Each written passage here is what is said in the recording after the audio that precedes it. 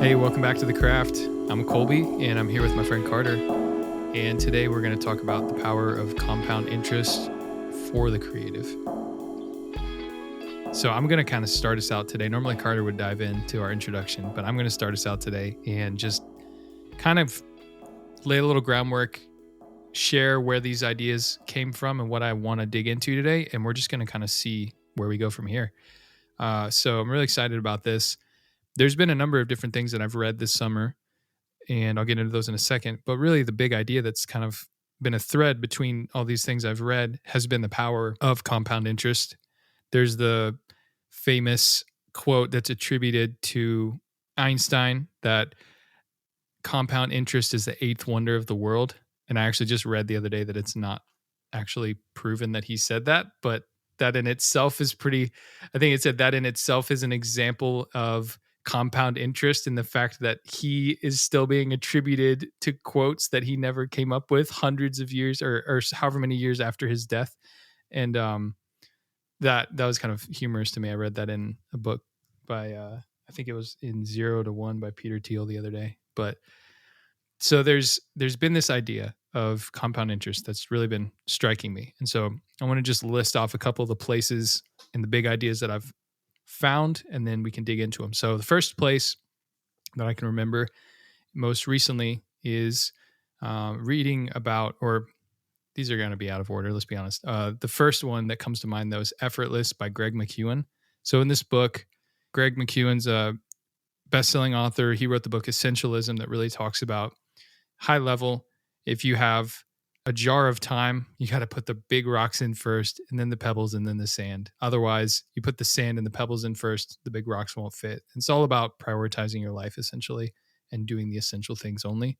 His second book, Effortless, is all about, okay, what do you do if those big rocks, those big priorities, are the only thing in the jar and they still don't fit? Like, how do you break those things apart and make things more effortless in your life? Because he hit a point in his life where he had already taken away everything that wasn't important, but he still didn't have enough time in his life to get those important things done. So what do? You have to figure out how to do things more effortlessly. And in that book, he has this whole chapter dedicated to building out, using the power of what he, give me 1 second to recall the term. Okay, so the term he uses is effortless results. And he has this whole chapter on how to get effortless results by using compounding practices in your life. So essentially just setting up systems and automation and repeating things, building out systems in your life that can compound on themselves. And he kind of took this idea and pushed it way further than I'd thought, right? Everyone's heard about, automating things, delegating them, getting them off your plate to save time. But he pushed the idea further that if you make a decision to work out every day, if you make a decision of what route you take to work every day, if you make a decision of how you spend the first hour of your morning doing some morning pages and writing every single day, you've made a decision that compounds because you wake up every single day and that habit and decision serves you each day. That's a compound that grows on itself. So that was one really powerful area because he just really expanded it from beyond it's not just a financial idea. And obviously the point of this episode is to see how does compound interest apply to your life as an artist and a creative. But he applied it to not just the finances, but the systems in your life and the daily habits, and then the relationships, how relationships compound. Then another reading this summer, the Almanac of Naval Ravikant. So kind of a collection of his tweets and podcast episodes and things he's written online. And in that, he's got a whole section on that is about wealth. And so it's more on the financial side of this compounding conversation, but he applies compounding to relationships as well. And really a big idea in that book is the famous quote from Archimedes that give me a lever and long enough and a place to stand and I can move the earth. And he talks a lot about how to use leverage in your life in order to get outsized returns. And so kind of applying that same idea, compound interest is one of the biggest levers that we can have in life. And then the other place is recently just like following Jack Butcher on Twitter and the Visualized Value brand on Twitter. he talks a lot about compound interest and just the power of doing something once and getting the results many times over. And so he's got this tweet that I can link to in the description below, where there's this kind of graph. Imagine just a simple chart left to right with showing the growth in your craft or the growth in something that you're working on. And just the chart's completely flat for like 90% of the, left to right journey. And then at the very end, like it's a classic compound curve, right? So there's there's no growth almost at the beginning, and then at the very end that shoots up, right? And there's that idea that most of the one last book, The Psychology of Money by Morgan Housel, just read that. His chapter on compounding talked about how most of Warren Buffett's wealth, like something like $84 billion, was made after his 65th birthday.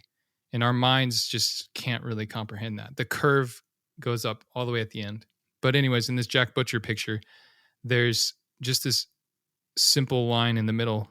There's a flat line, and right before it starts to grow up, there's this quote, "This is pointless."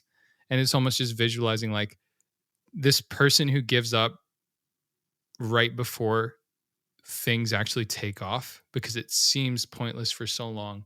And all the results, the outsized returns of compounding happen at the end of something, towards the end of its life. That's true for investments. So how might that be true for working on an album where it feels like you're making no progress week after week after week? And then like all of a sudden, boom, boom, boom, boom, boom, things start falling into place. And how does this apply to writing a dissertation or your overall journey, like becoming a photographer and struggling for months and years, but then slowly those habits and skills start to build on each other and there's momentum, and then that upward trend right at the end kind of comes in. So those were some of the different sort of inspirations.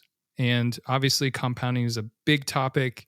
It's talked about a lot. It's mostly talked about in the financial realm. So I'd love to just bring this into how do we look at the things that we do as creatives and artists and see an opportunity for long-term growth in the small habits day to day. And really it's about like a long-term perspective, I think. So I dropped a lot there for you. I'd love to hear kind of what stuck out and where you want to take this. I really like this because we've got this nice shotgun start where we got a bunch of things at play here. And the two things that really have come to my mind as you're talking here is, first, it seems like we're dealing with like a principle that seems to be multidisciplinary. Like the idea of compound growth seems to be true, like if you're thinking like monetarily, but also even like true artistically. And this is really what's driving us to do this episode, is it seems to be some sort of principle about how things work. And so one of the examples that I was thinking of is like we can even see this play out like if you're learning an instrument. If you pick up a guitar or something, you're not going to do much on it for a while. But then when you start learning like a chord and you get your G chord down and you have your D chord down and your C chord, all of a sudden you can play hundreds of thousands of songs, right? And so it's like there's that big compound growth, and then you start adding things to it and you keep expanding the repertoire of what you can play. And it just seems like wherever you put this, whether it be learning a sport or learning an instrument or working, even just investing, wherever you put this principle, it seems to be something like, even, I don't know, like something you could do with like the Pareto principle of the 80-20 rule. It's like one of those things that seem to be really, really flexible and oftentimes indicative of how things work. And so I guess my first thought here was just, man, this seems to be like a multidisciplinary thing. So why not think about this in regards to our artistic work? It definitely can seem like, oh, compound interest is something for your IRA, but it might also be something for how you structure your schedule every week. So I think it's worthwhile thinking that way. The second thing I was thinking about is the idea of the lever and the tool. I mean, if you've done any sort of building or any sort of kind of physical work, you know that the tool is a huge thing. And we've done episodes where we've talked about how important artistic tools can be, right? If you don't have the right tool and you're trying to tighten a screw with a penny, it's going to be a pain. And this kind of brings in some of McKeown's stuff of effortless, right? There's something about having the right tools and conceiving of compound interest as a tool is a really interesting idea. And so the last thing that I'll say is one that you didn't mention, which we've talked about a lot, of Kaizen, like the idea of like adding 1% every day, like just get a little bit better. And then that 1%, right, starts to compound and becomes really substantial. And so I think this might be like a paradigm thing. And so thinking about how this episode fits within what we do here at the craft, we're thinking about this in sustain, as one of our creative first principles here Right. of this is something that you can use as a tool, which you can sustain. And so I think I think we're really trying within this episode. Yeah, we want to think about compound interest and we want to think about what does it look like to apply this? And so maybe that's a direction to take us. Like, what does application look like here? Yeah.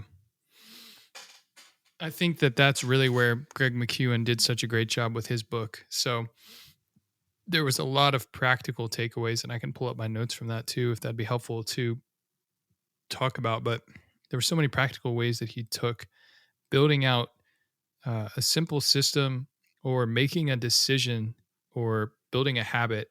Those are kind of three ways you can think about compounding, like three practical applications. But to back up for a second, I totally agree with you that really it's almost a summary of the whole intro I gave, that of course I'm seeing this everywhere because this is a mental model. This is like a framework that says something about sort of something that's a general truth or principle. It's a principle. And it's a mental model. I think that's the right word for it.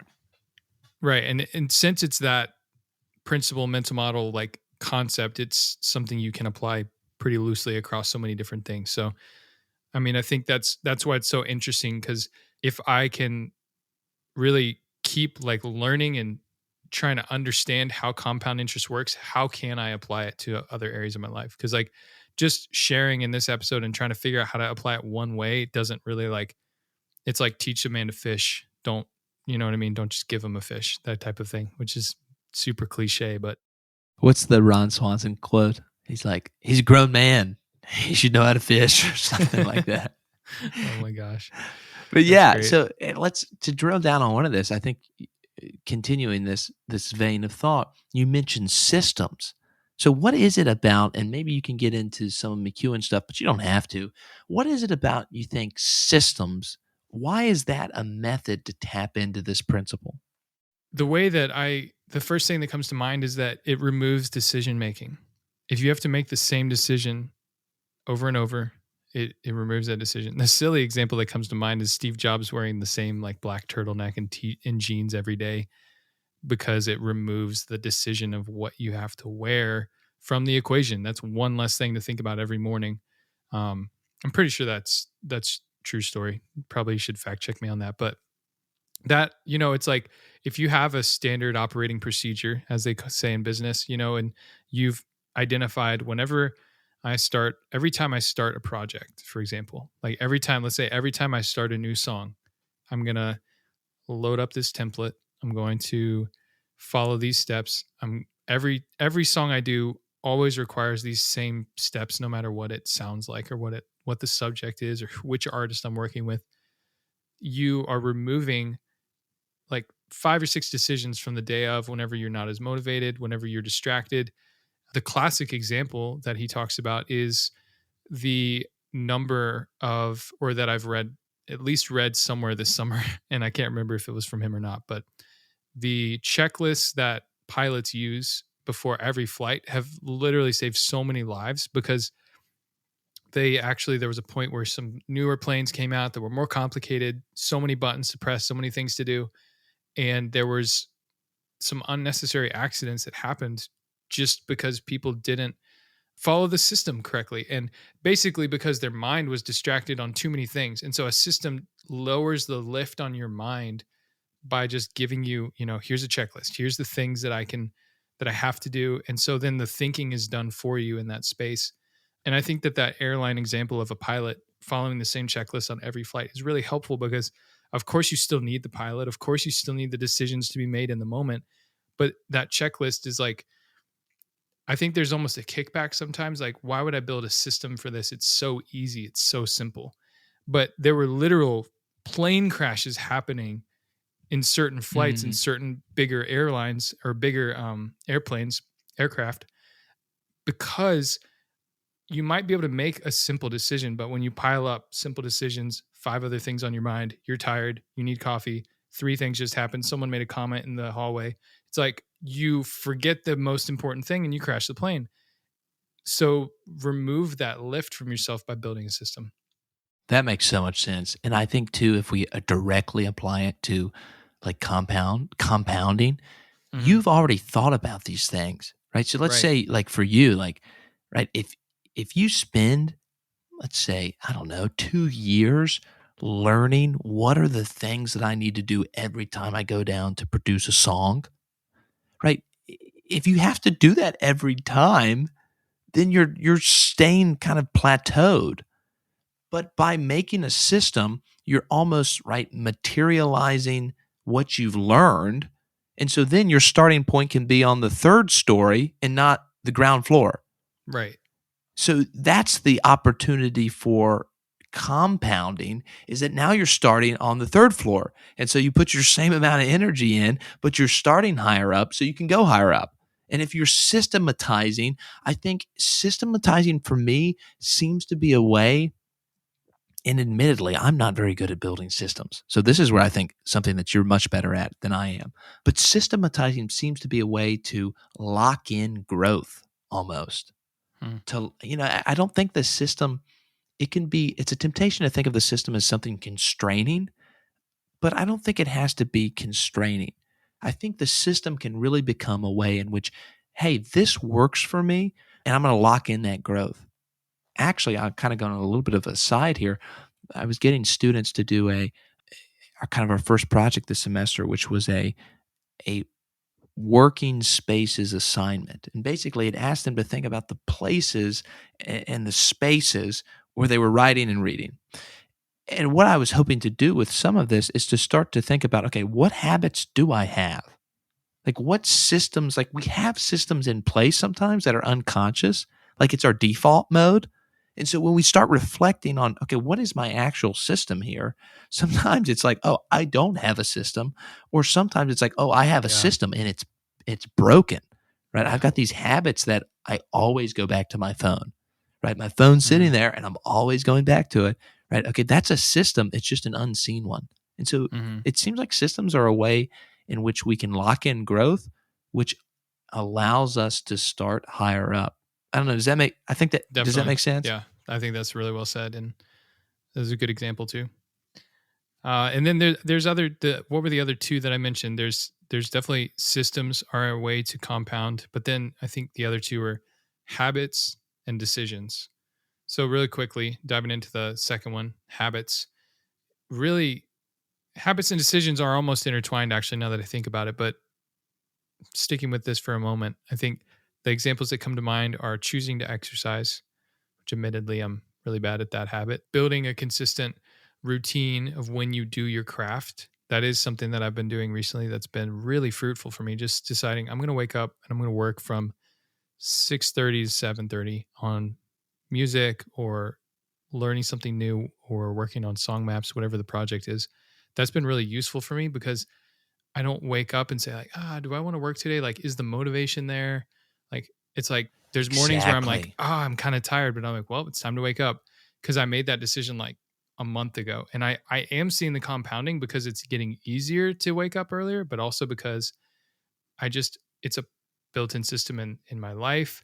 The people that I work with know kind of to expect an update around, 7:30 to 8 in the morning on things. Like there's just a sort of like ancillary benefits to it that are slowly I'm seeing more value in. And that's not to say I'll do it forever, but I think the sort of an idea to tie in here that's interesting is that in the Psychology of Money book I just read, it talked about how I think it was Warren Buffett or Charlie Munger, one of the 2, who said the most important thing about compound interest is to not disrupt it.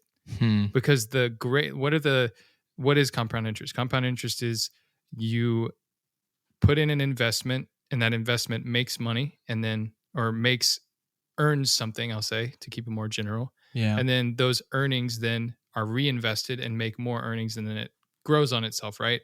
And really, the factors you have are how much do you put in, and then how much time do you wait? Investment and time. And so, like, you break the time, you start from scratch again. So it is kind of a question when it comes to these things like habits and systems. If I break a habit off, did I just lose, the opportunity to continue that compounding, if that makes sense? Did I just sell out? Yeah. What comes to my mind here is there's a counter example. I don't want to say counter example. It's maybe what should we call it? Antithesis? No, it's not the antithesis. I'm throwing a bunch of words. I was thinking about erosion. So erosion is kind of a very similar principle of like if you drop a drop of water on a rock, it's not going to do anything. Mm-hmm. But if you drop 10 million drops of water on a rock over 10 years, you're going to cut channels and you're going to cut grooves, right? A river over time cuts down, right? Erosion happens where complete mountainsides are transformed because of not one rain, but a compound habit of rain. And so there's something that happens. It's almost the law of accumulation. But compound interest is a little different because, right, what you have is increasing exponentially. But there is just a very simple, I think, law of accumulation that happens when you have these habits. So if we think about artistic habits, I think your example is wonderful. If you show up, it's almost astonishing how much progress you can make. I feel like we want to, Yes. at least me, I want to get stuff done within a smaller time frame than it takes. Yes. Like I want to sit down and if I've got a throttle, I want to go 100 miles per hour on this thing, and then I want to come off the throttle. But that's just not how most valuable work gets done. Okay, so this gets right into the meat of why I would put this into sustain as a category. Why this is like a part of sustaining as a creative. Because if you'll indulge me for a second to share just a story from the Effortless book. There's a story of two different teams that were trying to get to, I'm going to just totally butcher this. Apologize, Greg McKeown, if you ever happen to hear this. There's a story of these two like teams of people who are going to, I believe, gosh, it's either the North Pole or the South Pole. I don't know. But they're going to a place that hasn't been reached yet. And they're in a race. Who's going to get there first? I think it's two different countries represented, maybe. And essentially, one team has this mentality of like gunning it during the good weather and then just camping out and hunkering down during the bad weather. And then the other team has a rule. We never go more than 15 miles a day. And they walked 15 miles every single day. Sunny day, nice day, blizzard, just terrible. They push as far as they're possibly able to but then they never go past 15. They would have the energy to sometimes, but then they wouldn't. And then those days would be hard, but they would still push to the 15. And they actually got within 43 miles or so of the final destination. And at this point, they don't know where their, competitors are. They could be behind. And the chief person in charge says, we're not going past 15 miles today. Like he could have pushed through them. They could have gotten there that day and broken this record, gone where no one had been before. But they said, no, we're going to keep this limit, right? They're going to pace themselves. They got there. The other team didn't get there for days or weeks. Several people on the other team died. And it was a total, like several people died. That's enough to say. The other team, everyone made it back. And they were the first people there by a long shot. It's the tortoise and the hare. I mean, it's a classic story, but it's just, I think that's why this fits for me under sustain, because the big idea of compounding is that you don't have to win the lottery to become wealthy long term. And most people who do that, it doesn't always end up well. Wealth is best accumulated slowly, drip by drip, the returns you'll see are going to be at the very end, like that chart that we'll link below. And that's it's about small investments over a long period of time and trying not to break off that time factor in compound interest. But there's an aspect of setting limits. If you pour all your money into your investments and then you have to pull it out because you made a bad decision, you're going to lose all your, earnings. But if you have a small drip patiently, consistently over time, I mean, you can go online and do the calculators and see like what it would look like at, 65 or 75. And I just think it's a powerful idea to remember that sometimes pacing yourself is the best way to actually go further. And to tie it back into the last example we were giving, like from a personal perspective, it's just been cool to see how showing up every morning rather than showing up kind of sporadically for like intense 3 or 4 hours at a time. Like I probably work for sometimes 30 to 45 minutes a morning, but that small drip has been way more fruitful when I look back over the past 2, 3, 4, 6 weeks in the amount of stuff I've gotten done. But it's not how I would expect it because I haven't had these big, like hunkered down work sessions. You know what I'm saying? That's great because two things come to my mind with that. One is momentum. I think I'll just, to throw out a hot take, right? We don't value momentum, I think, as we should. Like, momentum's a significant thing. When you get that chain going together where you're hitting it every day, there's something that happens where it does become easier. And I'm sure there's wonderful psychological studies about the formation of habits and all of those sort of things happening there. But we just know, right? If you've done any sort of thing habitually, it becomes easier and you start gaining some strength in it. And so momentum really comes to my mind as you're talking through those. But also there's, of course, I think it's the Annie Dillard quote that says, "How we spend our days is, of course, how we spend our lives." I mean, there's a minimum presence that we can give. And we just, as much as we want to as human beings, compress things that take a long time to do, there are certain things that refuse in our faces to be compressed, right? I may be able to microwave my burrito in 2 minutes, right? But I can't I can't compress the time that it takes to make a substantial piece of art, right? Or to write an essay that's meaningful. Like, you can't skip revision. And we've talked about this in the Creative First Principles, but there's some things that refuse to be compressed. And I think part of the maturity of an artist is recognizing that I can't compress certain things. They will ask of me that I spend weeks, that I spend a lifetime contemplating. And that's just, it's almost non-negotiable, right? If we go back to, so what are those principles that guide the creative pursuit? There are some things that are going to just ask you to show up every day and move a little bit towards it, because you just can't, we're not, there's a great Steinbeck line. He goes, "One of the first things you realize when you grow up is that you're not God." And it's a great line because it's like you start to recognize that there's limits. Like, you have limits on what you can do. We talk about it, I feel like, colloquially, like you and I've talked about students this way, like a bandwidth, just or like technological metaphor. But there's attention spans we even use, right? That's a visual metaphor. There's amounts, there's what we can give in a day, but our ambitions is for something meaningful and great and well outside of what we can give it today.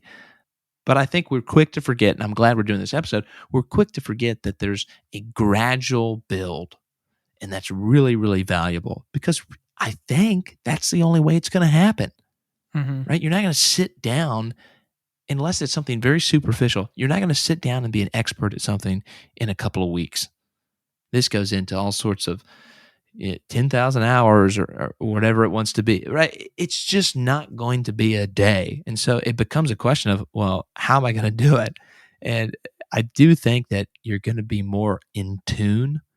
Like, your finger's going to be on the pulse better if you're checking in every day then you can start to recognize those little shifts. If you're only checking in and doing a big burst every 4 times a month, let's say once a week, 5 hours, you're not checking in on that pulse as frequently, right? You're not going to be, I think, as attuned to what's happening. I remember a story about a violinist, a master violinist, who said, if I don't practice every day, I begin to notice it. If I go more than a couple of days, right, it's dramatic. And there's probably not a person in the entire world that could tell the difference between him playing. Has he practiced this week? Right? Because he's at such a level, but he knows, look, I'm not quite as sharp because I haven't practiced. There's this, I don't know, there's an attention to the minutia, the little small particular when you're checking in every day that I think is valuable. Does that resound with you at all? Yeah. Well, yeah. And to be fair, it's a little convicting because I don't do the same work every morning. So one morning I'm doing music. Maybe I do 2 or 3 mornings of music in a row. And then, so I'm kind of doing that check-in with that pulse on music. But then it's like, all right, need to edit an episode of The Craft. All right, need to work on a new song map to put out this weekend, And so it's like there's different projects I have going on, which are good things. I'm keeping a pulse on multiple things, but it is hard for me, there's definitely been that question of, am I focused enough? Do I need to reduce more, cut more out? Because it's a hard question. It's kind of a part of, the language of investing and diversity and where do you focus your attention? And yeah, so that kind of calls me out a little bit, but I definitely agree with the idea. I like this. I think there's tremendous parallelism between investment and the artistic pursuit. But I'm curious, do you think there's some places where that breaks down? And I wonder if this in some ways connects to some of our artistic journey or hero's journey from last time. Tell me more. Well, this is me spitballing here, but it seems like the artistic life, as we've talked about, is not really one of quantification, right? It's not a game of addition. Sometimes you're down a lot, and then there's the epiphanal moment, right? There's the supreme ordeal, to harken back to our conversation about Campbell. That's really that moment of realization.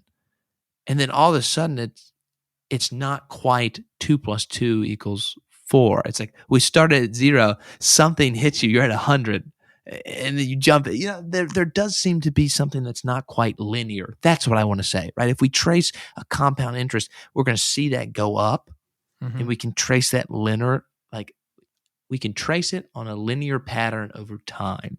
Where I think sometimes the artistic journey is a lot more of up and down and back and forth and that sort of thing, where sometimes it seems to be a bit disproportionate, right? There's not always that nice clean do and going right up.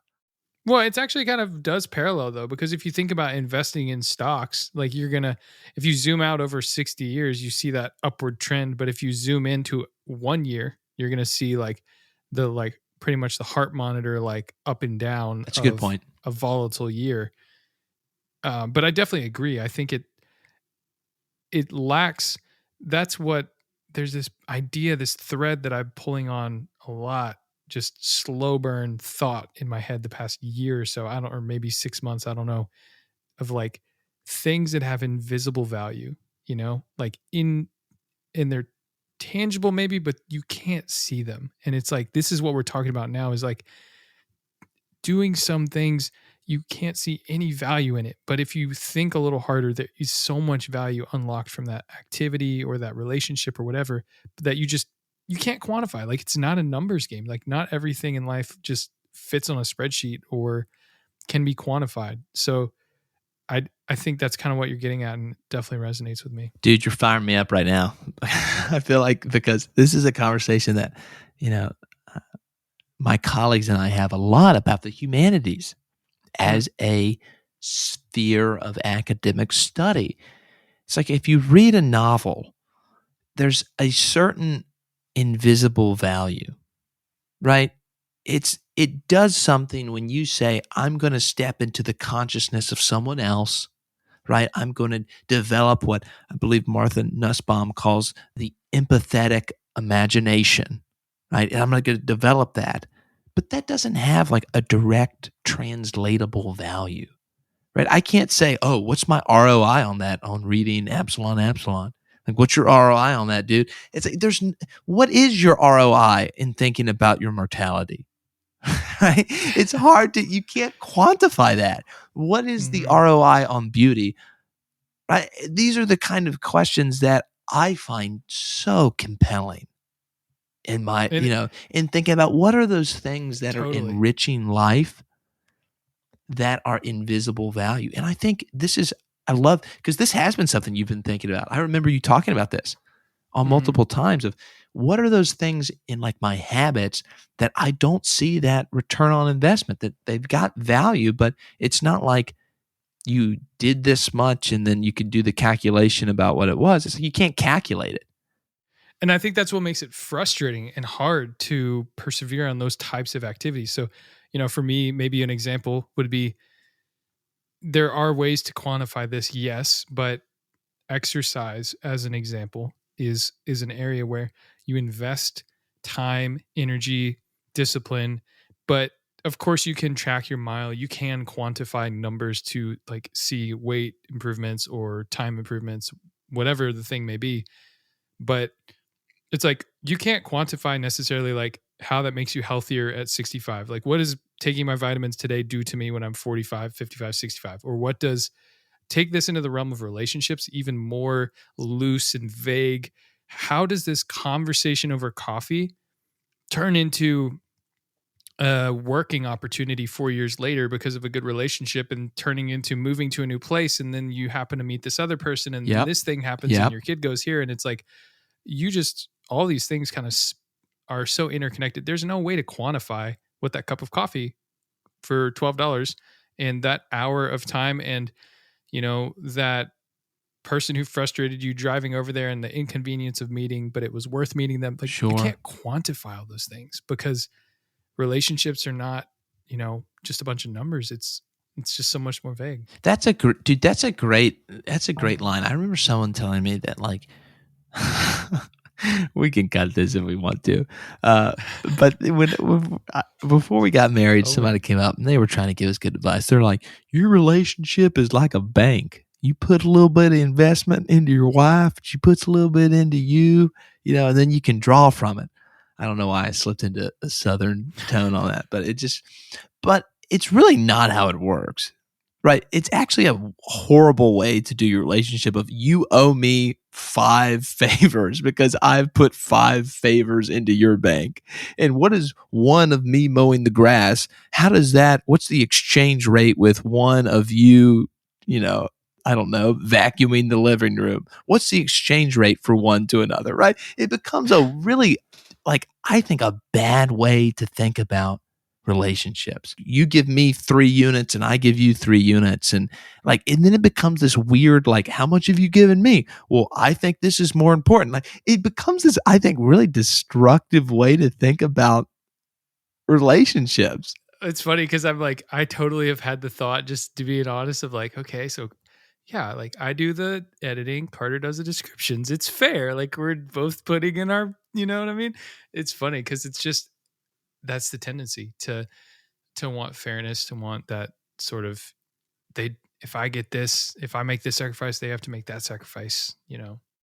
Yeah, and it's not to say that there's not that going on, but I think you're right that if you start trying to quantify everything, it just becomes really, I think, a bad depiction of reality.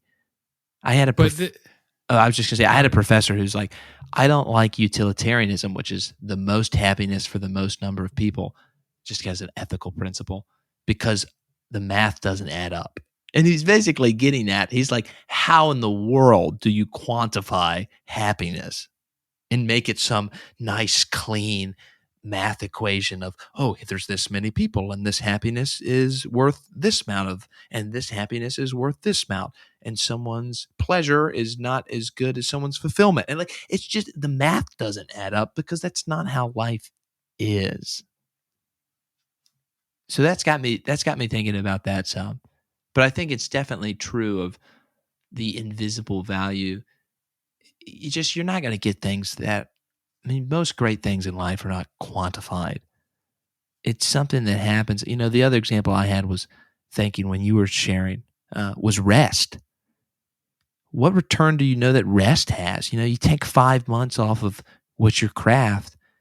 What's the quantification of that? Right? There's no ROI on that. Yeah. And Like, am I taking huge losses or am I going to see huge gains? I don't know. You don't know. Like, what's it doing to you?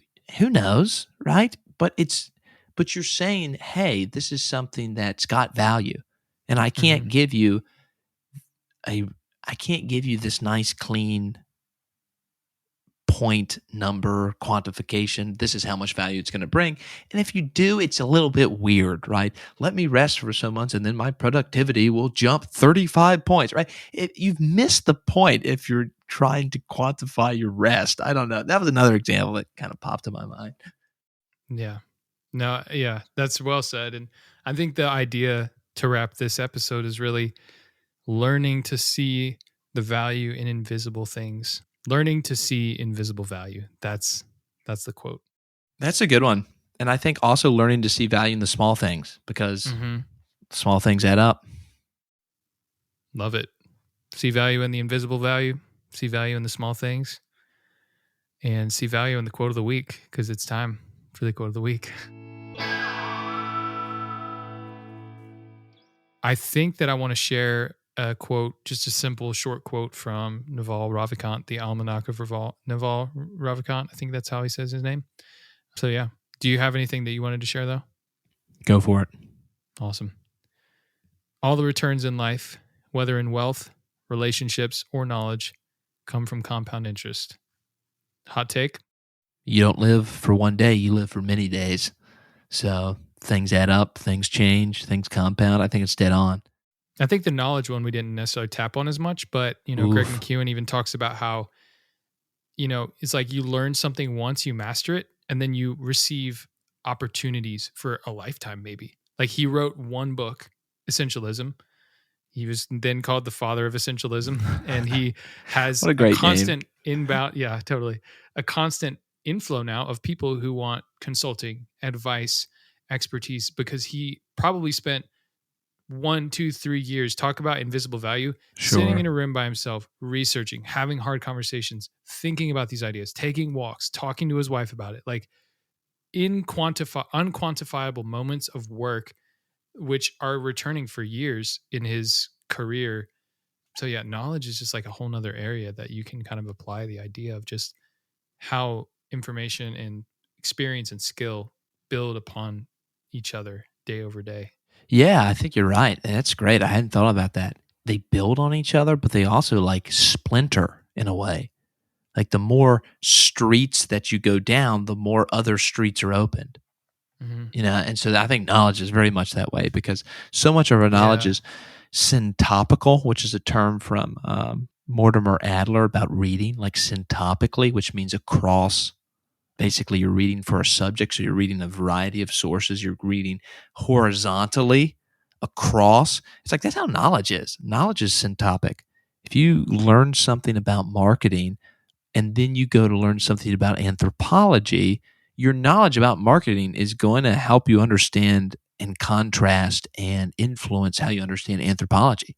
If you learn that and then you go to psychology, right? Now you've got all these sort of ideas that are going to influence and going to help and bolster and become substance for conversation and disagreement for that. Like our knowledges are always doing that, which is a really great idea. I'm glad that we picked up on that in the quote of the week. I'm glad you mentioned that, because I think it's true, right? Knowledge is something that Steinbeck said an idea is like a rabbit. You got 2 of them. The next thing you know, you get 36 of them, right? They lead to more and more and more because they're just opening up new possibilities. Compounding ideas. Compounding rabbits. Compounding rabbits. What a way to end the episode. Well, let us know what you think, and let us know if you have ways.